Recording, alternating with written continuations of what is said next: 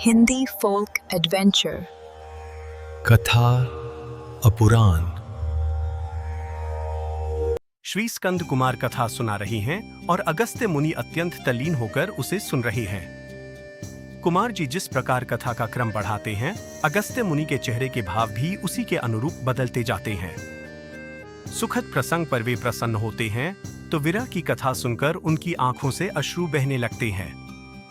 अगस्त्य मुनि के इन भावों को समझते हुए श्री कुमार जी अपनी कथा को आगे बढ़ा रहे हैं। इसी क्रम में कुमार जी कहते हैं, हे अगस्त्य मुनि, विष्णु को वृंदा का सतीत्व भंग करने भेजने के बाद महादेव स्वयं संग्राम भूमि में उपस्थित हुए और जालंधर के साथ युद्ध किया। महादेव और जालंधर के बीच अत्यंत भीषण और घमासान युद्ध हुआ। जालंधर ने अत्यंत शक्तिशाली अस्त्रों से श्री महादेव पर प्रहार करना प्रारंभ किया, किंतु महादेव ने उसके उन सभी शस्त्रों को पल भर में नष्ट कर दिया। जालंधर अत्यंत बलवान था और मायावी युद्ध कला में निपुण था। उसने अपनी माया से अनेक अस्त्र शस्त्र उत्पन्न कर शिवजी की सेना पर भीषण प्रहार किया, जिससे कई सैनिक घायल हो गए। यह युद्ध अत्यंत अद्भुत था, क्योंकि एक ओर महादेव की विशाल सेना और देवता थे, तो दूसरी ओर अकेला जालंधर अपनी मायावी शक्ति के दम पर उन सब पर भारी पड़ रहा था।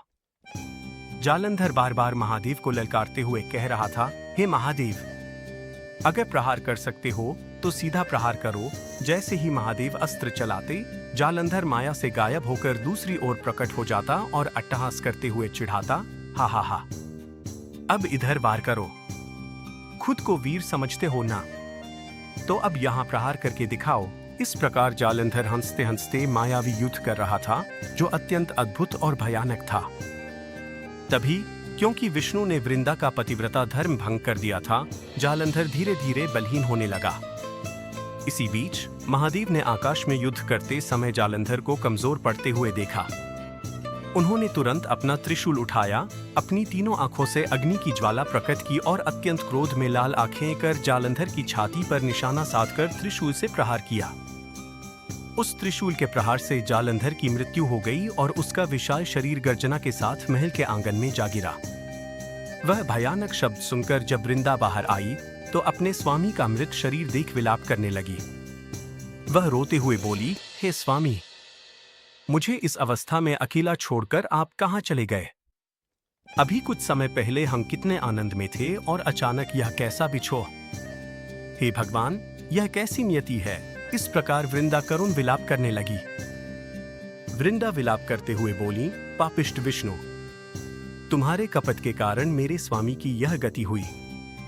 आपके बिना मैं जीवित नहीं रहूंगी।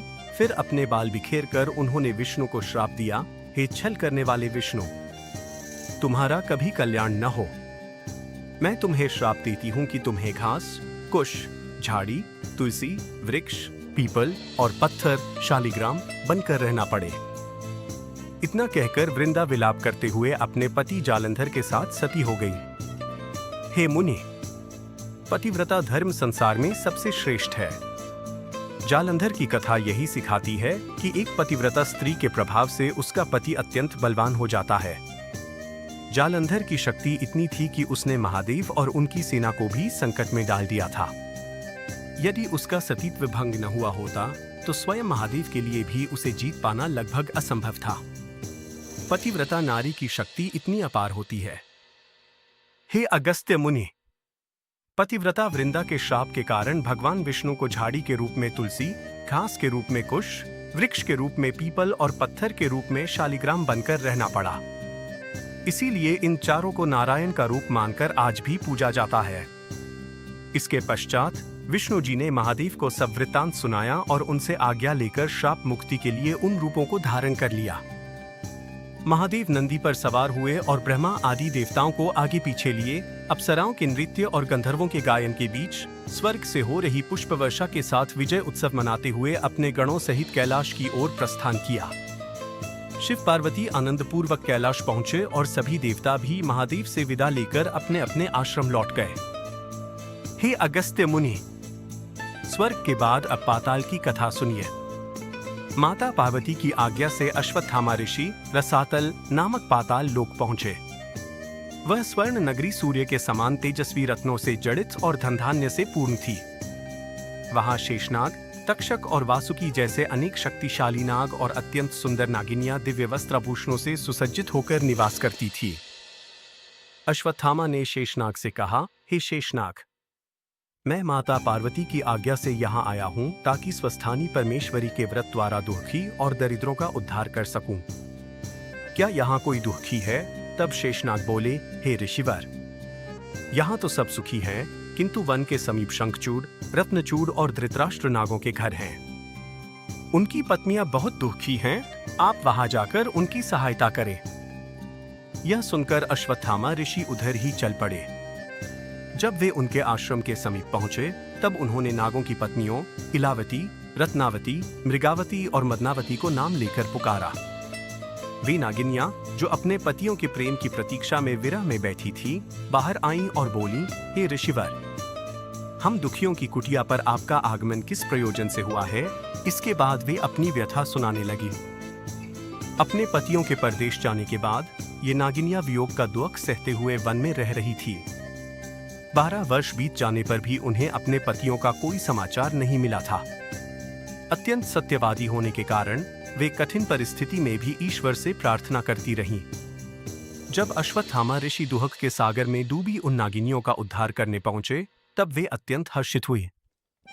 अश्वत्थामा बोले, मैं यहाँ श्री स्वस्थानी परमेश्वरी के व्रत द्वारा दरिद्रों, निसंतानों और दुखियों का उद्धार करने आया हूँ। यह सुनकर नागिनियों ने आनंदित होकर कहा, हे ऋषिवर, हम बहुत दुखी हैं, हमारे न संतान हैं और न ही पति घर पर हैं।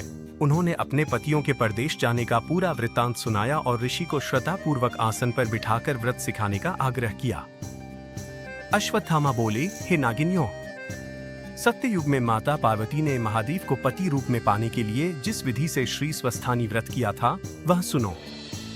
पौष शुक्ल पूर्णिमा से 1 महीने तक हाथ पैर के नाखून काटकर स्नान कर शुद्ध हो जाए। फिर एकचित होकर अपनी मनोकामना सिद्धि के लिए प्रतिदिन मध्याह्न, दोपहर में श्री महादेव का पूजन करें। कथा सुने और माघ शुक्ल पूर्णिमा के दिन 108 की संख्या में रोटी, अक्षत, यज्ञोपवीत, जनेऊ, पान, सुपारी और विभिन्न फल एवं अन्य सामग्री एकत्र करें। कार अंकित वेदी बनाकर गंगाजल से शुद्ध करें। फिर श्रीखंड, चंदन, सिंदूर, पुष्प, धूप दीप और नैवेद्य आदि श्रद्धापूर्वक अर्पित कर श्री स्वस्थानी परमेश्वरी का विधि विधान से पूजन करें। अश्वत्थामा ने कहा, अर्घ्य देकर ध्यान और जप करें। पूजा के बाद 108 में से 8 रोटियां, अक्षत, पान, सुपारी और फल आदि सगुन के साथ पति को दे। पति न हो तो पुत्र या धर्म पुत्र को दे, अन्यथा अपनी मनोकामना पूर्ण होने की इच्छा से उसे गंगा में प्रवाहित कर दे। शेष 100 रोटियों का स्वयं फलाहार करें और रात्रि जागरण करें। ऐसा करने से तुम्हारे दुखों का अंत होगा और नाग अवश्य लौट आएंगे। ऋषि की बातें सुन नागिनियों ने प्रार्थना की, हे ऋषि, हम अज्ञानी स्त्रियों के उद्धार के लिए आप स्वयं रुककर यह व्रत करवाएं। वे ऋषिवर को आदर सहित घर ले गई। पौष शुक्ल पूर्णिमा से ऋषि ने विधिपूर्वक व्रत आरंभ कराया और 1 महीने बाद माघ शुक्ल पूर्णिमा को पूजा, अर्घ्य, ध्यान और पाठ संपन्न कराया।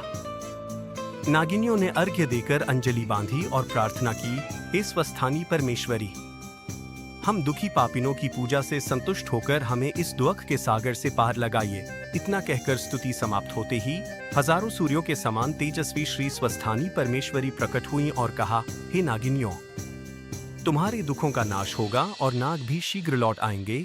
ऐसा वरदान देकर वे अंतर्ध्यान हो गई। प्रसाद के प्रभाव से नाग शीघ्र ही घर पहुंच गए। उन्हें देख नागिनियां खुशी से झूम उठीं और धन्य स्वस्थानी माता कहते हुए पति के चरणों में वंदना की। उन्होंने विधिपूर्वक प्रसाद अपने पतियों को अर्पित किया।